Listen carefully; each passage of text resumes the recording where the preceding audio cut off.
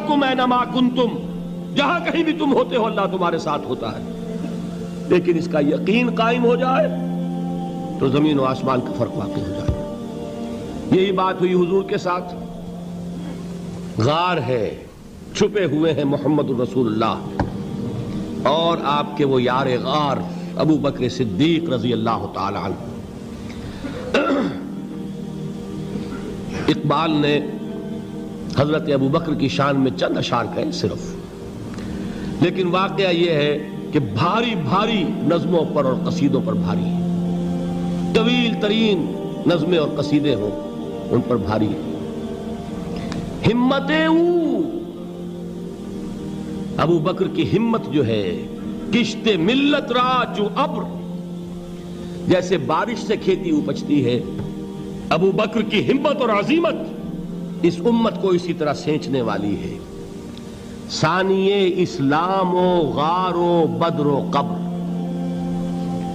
وہ دوسرے تھے اسلام میں، دوسرے پہلے کون تھے؟ انا اول المومنین، حضور فرماتے ہیں سب سے پہلا ایمان لانے والا میں، دوسرے ابو بکر۔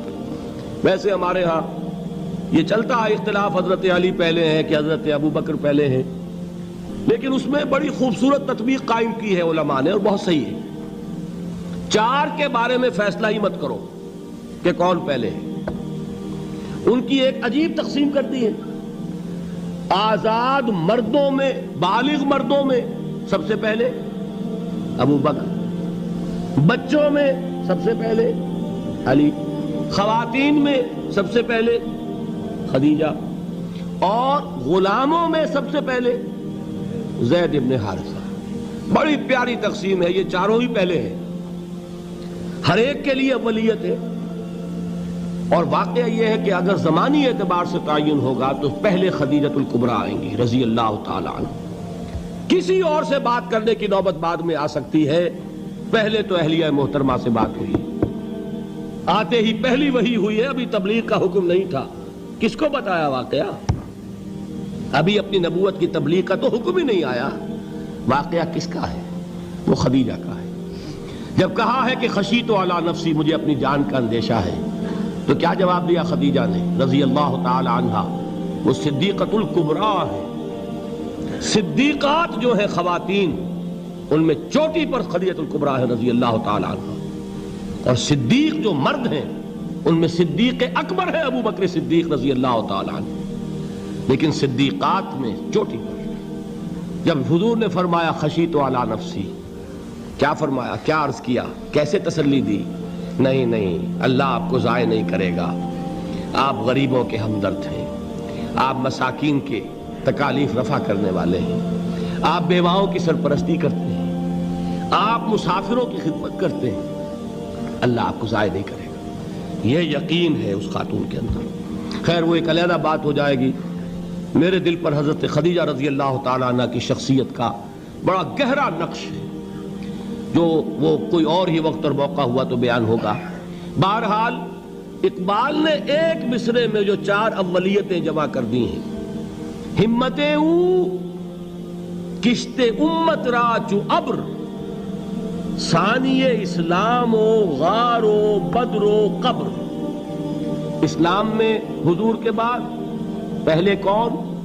ابو بکر۔ غار میں حضور کے ساتھ کون؟ ابو بکر۔ بدر کی رات اللہ کا رسول سر بسجود، وہ جھاڑ، وہ گھاس پھوس کی جو جھوپڑی بنائی گئی تھی، اور وہاں تلوار ننگی لے کر پہرا دینے والا کون؟ ابو بکر۔ اور اس حجرہ عائشہ میں محمد کے بعد سب سے پہلے دفن ہونے والا کون؟ ابو بکر رضی اللہ تعالی عنہ وصلی اللہ علیہ وسلم۔ وہ جو معاملہ میں سنا رہا تھا غار ثور کا، حضرت ابو بکر بھی حضور کے خیال سے لرز گئے ہیں۔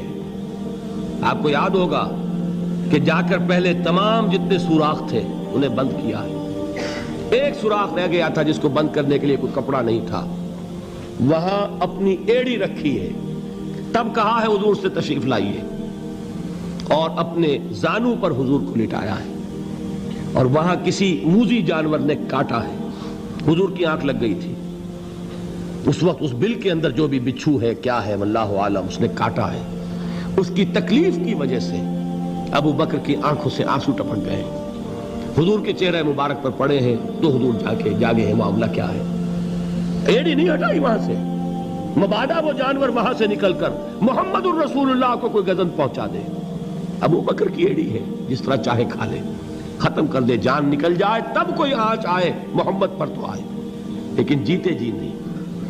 وہ ہے ابو بکر۔ حضور کے خیال سے اس وقت حضور نے پھر اپنا لعاب دہن لگایا ہے اور اس سے پھر آپ کی تکلیف ختم ہوئی۔ جیسے خیبر میں حضرت علی کی آنکھ دکھ رہی تھی، اس کو جو شفا حاصل ہوئی ہے وہ بھی حضور کے لعاب دہن سے ہوئی۔ تو بہرحال اس وقت انہوں نے کہا ہے کہ اے نبی یا رسول اللہ، اگر اس وقت ان میں سے کسی نے غیر ارادی طور پر بھی اپنے قدموں کی طرف جھانک لیا تو پکڑے جائیں گے۔ کیا جواب تھا اللہ کے رسول کا؟ لا تحزن ان اللہ معنا، اللہ ہمارے ساتھ ہے، کیوں گھبراتے ہو ابو بکر؟ یہ ہے ایمان باللہ، میرا مالک اللہ، میرا رازق اللہ، میرا محافظ اللہ، میرا مددگار اللہ، میرا پشت پناہ اللہ، میرا دوست اللہ۔ یہ دوستی ہے اللہ کی جو لب لباب ہے، حاصل ہے ایمان کا، اسی کا نام ولایت ہے۔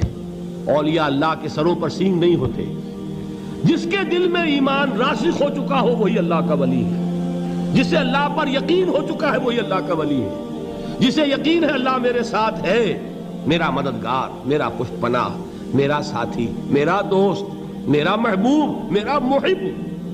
اللہ اہل ایمان سے محبت کرتا ہے، واللہ یحب الصادقین، ان اللہ یحب الذین یقاتلون فی سبیلہ صفا کانہم بنیان مرصوص۔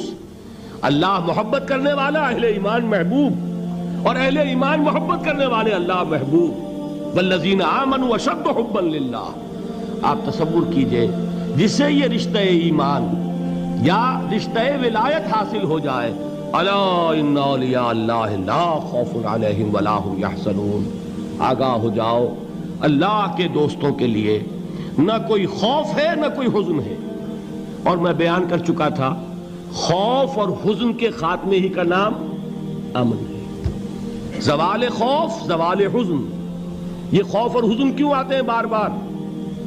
اللہ تخافوا ولا تحزنوا، دونوں آ گئے، الا ان اولیاء اللہ لا خوف علیہم ولا هم یحزنون، پھر وہی دو۔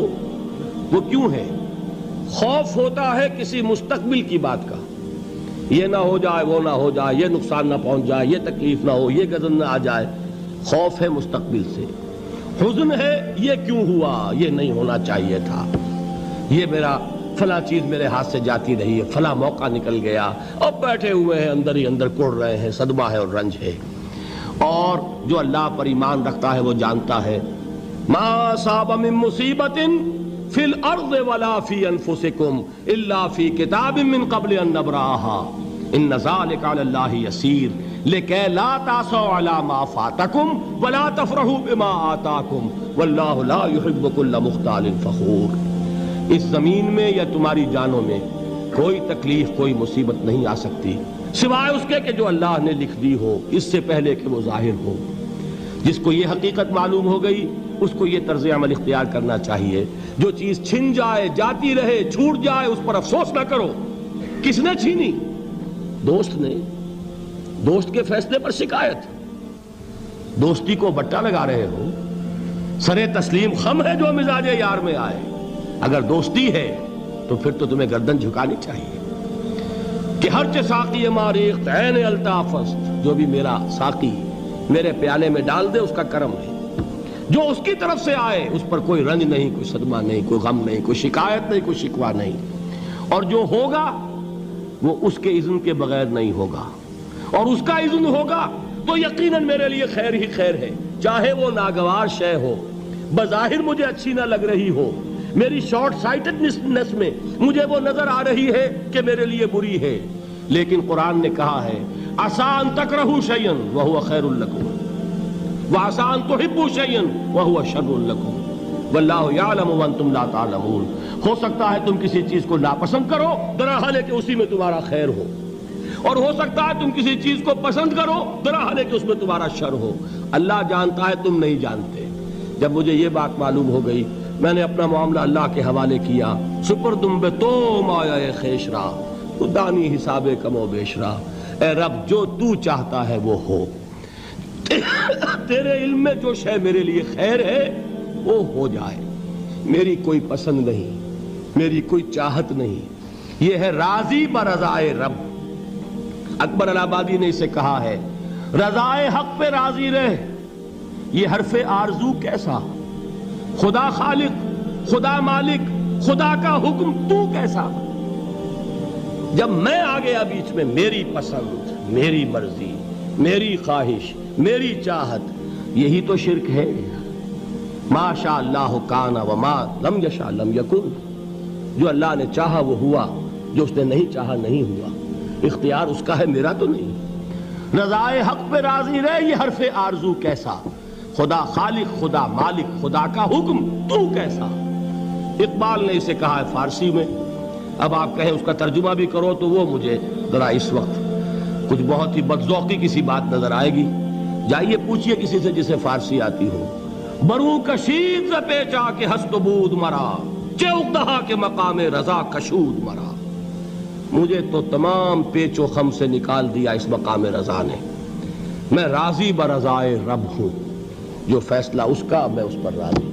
تو کہاں کا حزن اور کس کا خوف؟